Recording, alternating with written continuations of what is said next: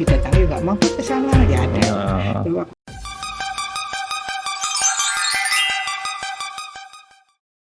Assalamualaikum warahmatullahi wabarakatuh, sahabat Info LPSK. Kita bertemu lagi dalam program Pojok Tangguh. Saat ini kami berada di Bantul, Yogyakarta. Kami dari LPSK hari ini tidak sendirian, ada rekan sejawat saya, Pak Agus Janan. Pak Agus Janan ini sebenarnya yang sering berkomunikasi dengan teman-teman penyintas yang mengakses bantuan dari LPSK, khususnya bantuan rehabilitasi psikososial. Nah, bersama kami ada Bu Sriatun, Sudaryatun, kalau biasa dipanggil Bu Atun. Bu Atun salah satu penerima bantuan psikososial dalam bentuk modal usaha ya Bu ya? Iya. Boleh cerita nggak Bu, awalnya bisa terakses dengan LPSK? Itu dapatnya dari siapa, karena apa? Waktu itu pertama-tama saya didatangi sama Mbak itu Astri sama Mas Andon ini. Di sini ditanya-tanya sejarah Bapak dulu gini, terus ada bukti-buktinya ada, masih kok Bapak itu dulu telah bilang waktu itu iki nggak gitu, nomor janing jaman itu kena dong urip.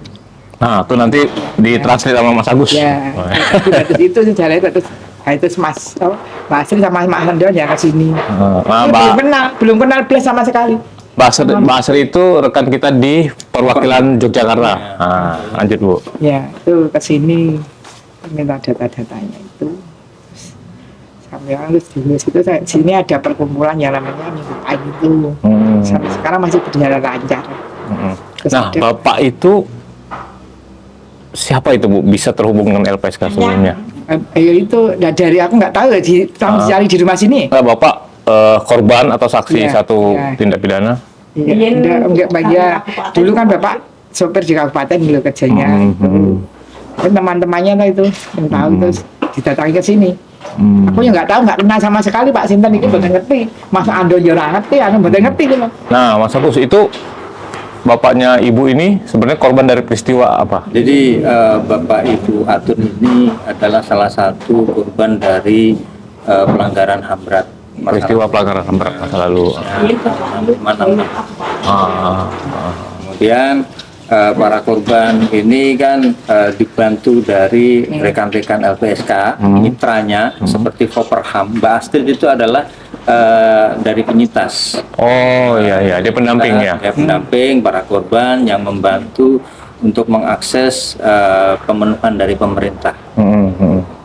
Jadi Mas Andon dan Mbak Astrid itu aktif menghubungi para korban, datang, mereka melakukan komunikasi dari hati ke hati, sehingga korban-korban yang masih merasa takut itu lebih terbuka. Gitu, sehingga membuka diri, mau diajak mengakses pemulihan dari pemerintah, khususnya melalui LPSK. Jadi mereka akhirnya dibantu untuk pengajuan SKKP-HAM, surat keterangan sebagai korban. Kemudian setelah surat itu didapatkan oleh masing-masing korban, itu diajukan akses bantuan baik medis, kesehatan maupun psikologis dan psikososial. Nah, psikososial ini macam-macam. Kebetulan Ibu Atun ini adalah mendapatkan psikososial bantuan modal usaha. Kalau nggak salah sebesar berapa Ibu? 5 juta ya. Nah. Oke. Sebelum masuk situ tadi ada satu kata dari Mas Agus yang agak jadi pertanyaan. Korban membuka diri, sampai mungkin LPSK turun langsung, mungkin belum tentu diterima langsung oleh keluarga korban. Kita berjejaring, ada Mas Andon dan Mbak Astrid. Nah, waktu Ibu ketemu Mas Andon, Astrid, apa yang mereka sampaikan sehingga Ibu berani bercerita atau memberikan informasi lah tentang peristiwa apa yang dialami Bapak sampai kondisi sekarang gitu? Nah, itu Mas Andon kan perkenalan dulu, gini, Bapak apa begini, wah. Dan pas itu kan belum lahir tahu. Peristiwa nggak tahu ya. Terus teman-temannya yang memperkuat ke sini.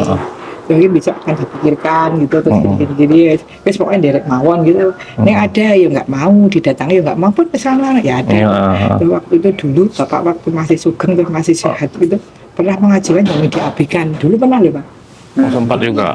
Padahal dulu saya ngurus polisi dari mana itu yang diabaikan. Suka ngopo gitu kadang-kadang gitu. Atau ini kan ya Kisaran tahun berapa itu Bu?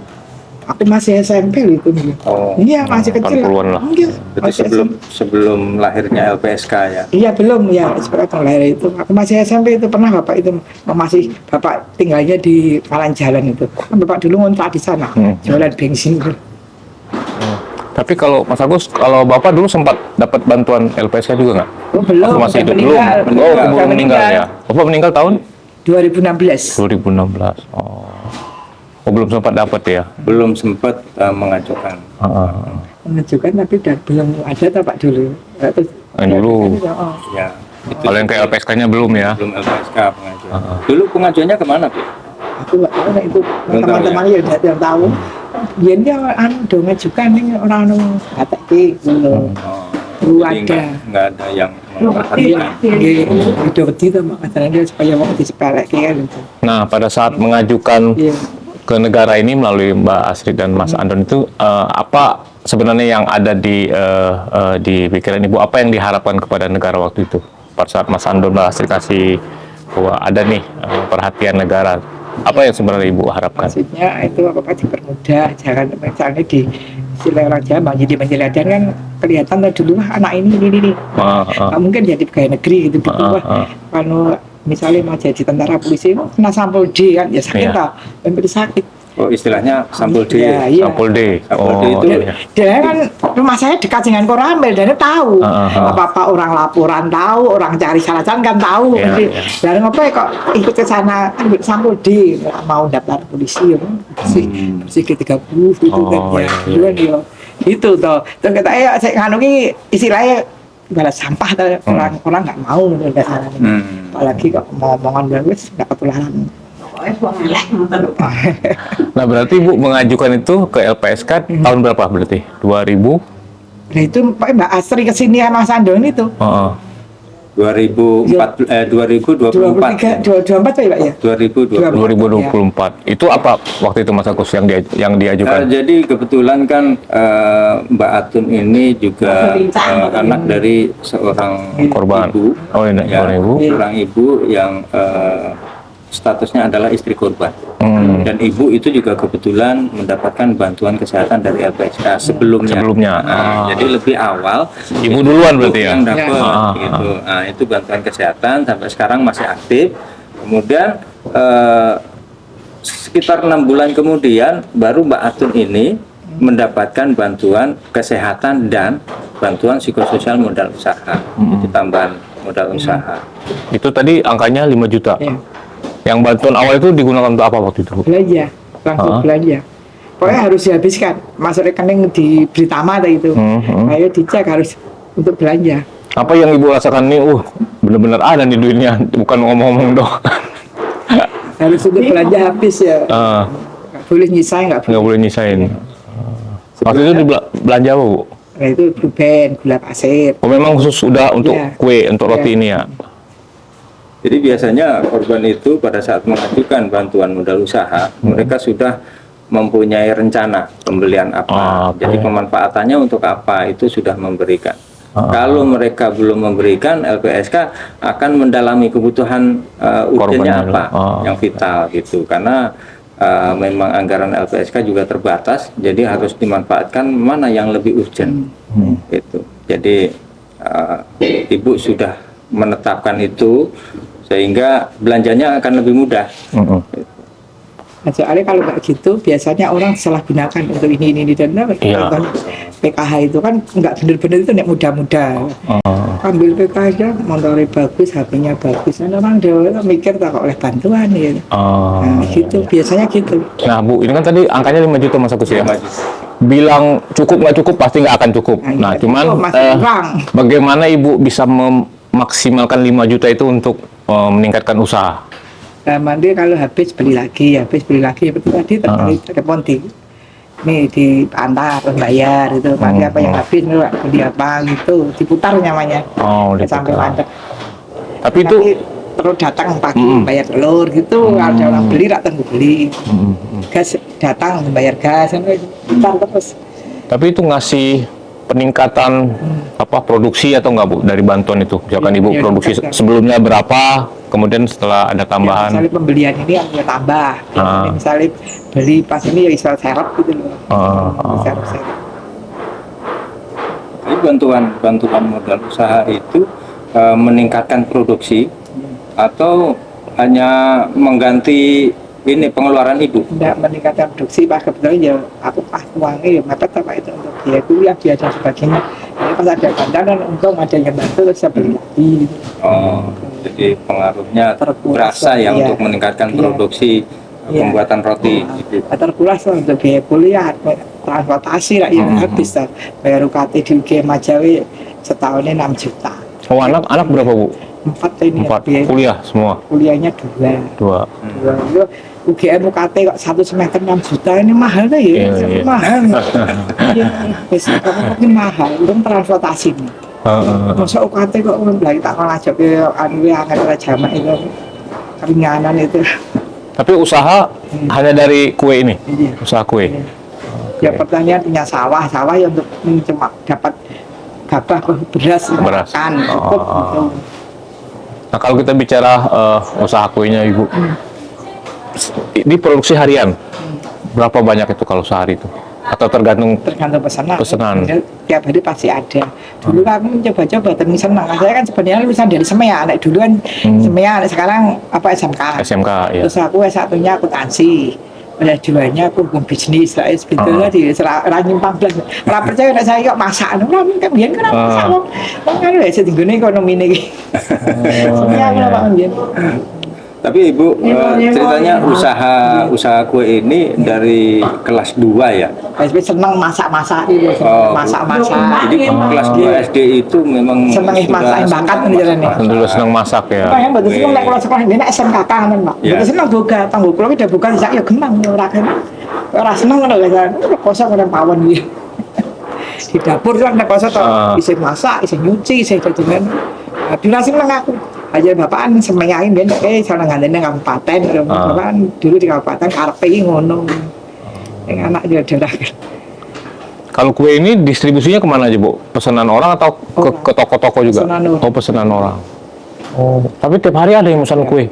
Untuk apa itu kue tiap hari itu mereka? Hajatan? Ya macam-macam ya. Saya ini prinsip mahal nggak masalah, yang penting enak kualitas. Pasti orang akan dicari.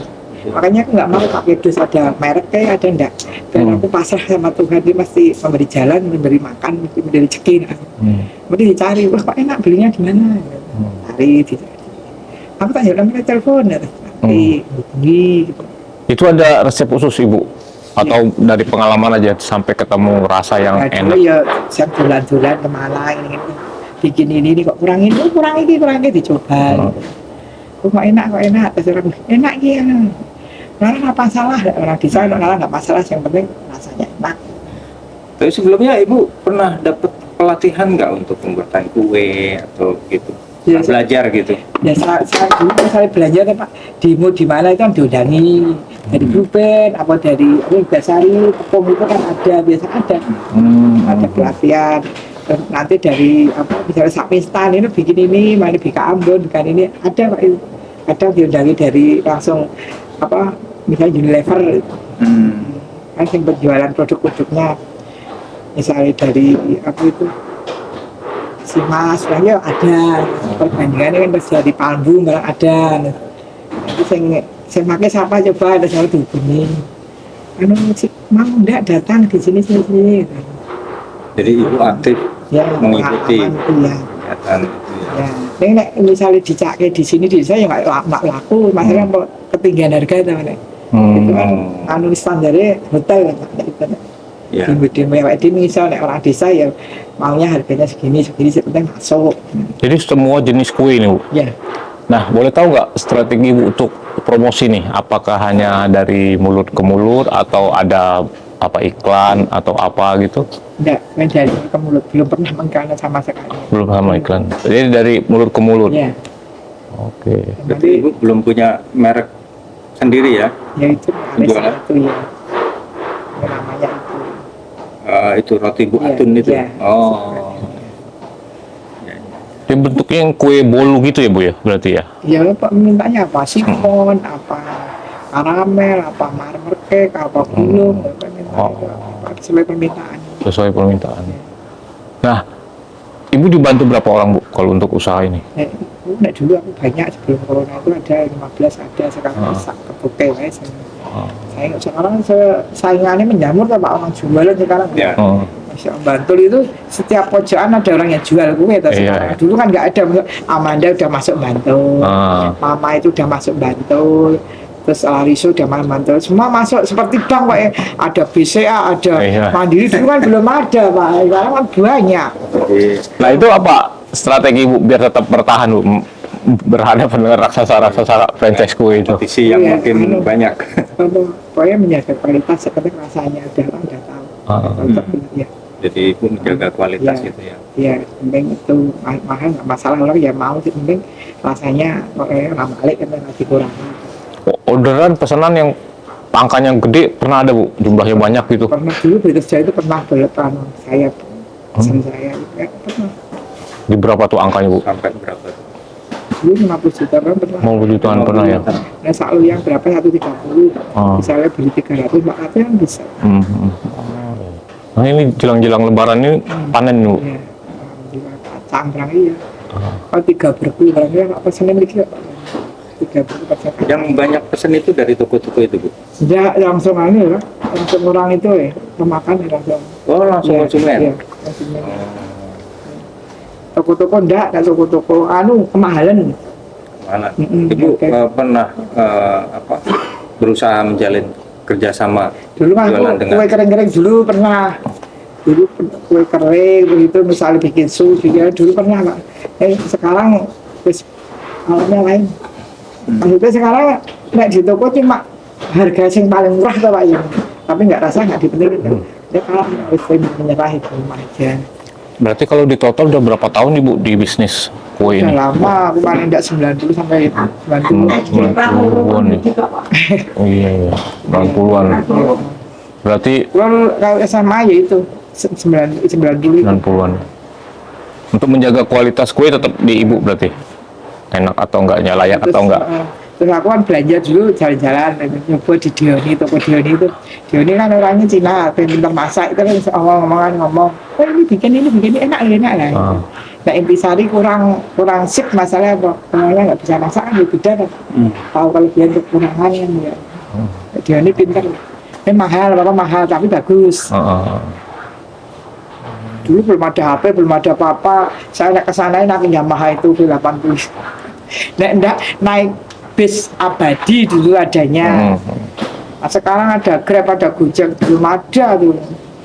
HP nggak ada, teleponnya cuma telepon kabelnya lagi. Telepon rumah ya? Iya, telepon rumah itu ya, cuma ada di itu, Telkom di Palhapang itu. Kamar bicara, bayar per jam berapa gitu kan dulu. Sekarang kan nggak laku itu, Telkomnya nggak laku. Telepon rumah sekarang udah tidur loh. Iya, udah tutup sekarang. Dulu pasangnya buangnya. Ibu sudah membuka itu penjualan secara online. Oh, dereng Pak. Dereng. Jadi orang mau pesan ke sini? Iya, telepon maling. Berarti belum bisa menjangkau daerah-daerah agak jauh dikit dong Bu? Jadi nanti Ibu kalau buka online penjualannya nanti akan lebih luas konsumen Ibu mana? Ini ya ada Pak, kemarin ada yang minta kirim di Lampung. Oh, sampai Ada juga. Lampung. Nah, Ada ke Belanda pernah. Belanda. Sampai Belanda Bu? Iya. Belanda, terus Papua, terus ke luar negeri banyak. Terus ke Jerman, pernah pulangnya ke sini, pas pulang terus ke sini. Kalau untuk pengiriman jarak jauh itu ada treatment khusus, ada perlakuan khusus kuenya diapain gitu Bu? Orangnya bawa sendiri ya? Enggak, kuenya biar tahan? Oh, tahan kok ini paling enggak seminggu tahan. Seminggu tahan ya? Setelah itu masuk kulkas aman kali ya? Iya. Tapi kalau apalagi yang ke luar negeri kan lumayan jauh, berapa hari, 2 hari lebih, 3 hari. Gitu. Berarti dari usaha ini bisa menghidupi keluarga ya Bu? Anak tadi 4, udah kuliah 2 ya? SMP ini ke SMP 3 yang cewek, SMP Satuan Bangsa. Ibu ini baru sekali Mas Agus bantuannya? Kebetulan Bu Atun ini baru 6 bulan berjalan. 6 bulan berjalan. Itu bantuan pertama. Nah, dari LPSK sendiri nanti untuk penerima bantuan psikososial dalam bentuk modal usaha ini ada evaluasi kah atau akan ada tambahan kah? Betul. Jadi memang bantuan psikososial LPSK itu nanti akan dilakukan monitor. Seberapa banyak bantuan LPSK itu membantu mengembangkan usahanya. Jadi akan dilakukan dari tim-tim LPSK nanti memonitor perkembangan usahanya seperti apa. Gitu. Nah, untuk sementara memang untuk bantuan psikososial itu di LPSK ada keterbatasan anggaran itu sehingga sementara ini LPSK berusaha agar korban ini lebih banyak yang terjangkau sehingga nilainya memang tidak banyak seperti yang diharapkan para korban gitu. Dan itu harapannya memang korban-korban itu kan akan kontinu mendapatkan terus. Nah itu yang mungkin masih agak berat diberikan oleh LPSK. Tapi kita nggak tahu ke depan. Kan pemerintah ini kan banyak yang bisa dilakukan ya. Ibu, baik dari kementerian, pemerintah daerah. Mudah-mudahan nanti pemerintah itu membuka akses yang lebih luas. Jadi LPSK paling enggak ya kita coba menjadi pionir lah. Betul. Bahwa bantuan ini diberikan kepada korban dan nggak hilang bantuannya, ternyata bermanfaat dan paling tidak menjadi satu nilai tambah bahwa ini menambah taraf ekonomi keluarga korban gitu ya. Iya, kesejahteraan meningkat walaupun sedikit demi sedikit gitu kan ya. Disyukuri aja berjalan lancar. Bisa hidup gitu kan. Ya, mudah-mudahan siapa tahu dengan contoh ibu yang telah berhasil nih meningkatkan ekonomi keluarga melalui usaha roti dengan tambahan bantuan modal dari LPSK, nanti banyak korban-korban lain itu juga akan mencontoh untuk usaha dengan serius gitu, karena memang korban-korban kasus HAM ini kan relatif usianya sudah sepuh ya. Korban langsungnya ya, korban langsungnya. Jadi sehingga usaha yang dijalankan di keluarga itu ya banyak dibantu oleh anak-anaknya. Nah, kami harapkan memang anaknya ini juga tergerak hatinya untuk membantu orang tua mengembangkan ekonominya, meningkatkan. Oke. Kalau dari Bu Atun sendiri harapannya boleh ke LPSK, harapannya ke negara itu seperti apa ke depannya? Untuk korban, keluarga korban. Dianggap sama yang korban sama nggak ada bedanya gitu loh. Terus dulu kan beda-beda kan. Sekarang ya lumayan ya, ada perbedaan, ada peningkatan semua. Terus ya terima kasih banget sudah dipikirkan korban sama anak-anak korban, ada yang memikirkan ya terima kasih ya. Lalu untuk ini aja wis nggak mau, nggak apa-apa lagi masuk ke desa minta tanda tangannya saya diem aja ya Bu ya. Dianggap seperti bangke menyakitkan gitu. Tapi sekarang perlakuan mereka sudah baik sudah baik. Artinya tidak membedakan lagi ya. Tapi dianggap sama. Ya dulu kan ya pacar orang ya takut banget loh. Pacar yang ini dulu seperti ngikutin lah soalnya dia itu kamar lagi orang ngerti apa-apa ikut-ikut kan. Dulu gitu istilah orang Jawa demen orang senang orang ya, jadi nggak senang dijebloske gitu loh.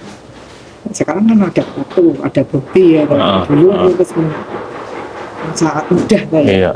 Apalagi orangnya bodoh kurang makan, dikasih makan aja gitu Pak. Dulu itu apa-apa tuh mudah nih dulu. Sekarang kan perlu bukti, perlu saksi. Prosesnya ya lama kan sekarang. Dulu apa mudah gitu. Anak yang ikut apa-apa diikut-ikutkan aja kasihan. Takut dia ada pendaftaran PNS itu anak itu minder sih. Iya, padahal dia mungkin berkualitas, punya kemampuan ya Bu ya. Bener, tapi itu minder sih. Iya. Kejebak itu kan ya takut toh. Baik. Nah itu mudah-mudahan LPSK adanya ini bisa berlanjut, bisa membantu, mempermudah segalanya, dianggap semuanya itu sama. Baik, sahabat Info LPSK, itu tadi obrolan kita dengan Bu Atun, salah satu anak korban dari peristiwa pelanggaran HAM berat. Hanya satu hal yang teman-teman penyintas inginkan, yaitu tidak ada lagi perbedaan Jangankan di mata Allah, di mata hukum pun kita dipandang sama. Baik Bu Atun, terima kasih sudah menyempatkan waktunya melihat usaha kue Mas Agus juga. Sampai ketemu dalam program Pojok Tangguh dengan penyintas-penyintas tangguh lainnya. Assalamualaikum warahmatullahi wabarakatuh. Salam Pojok Tangguh.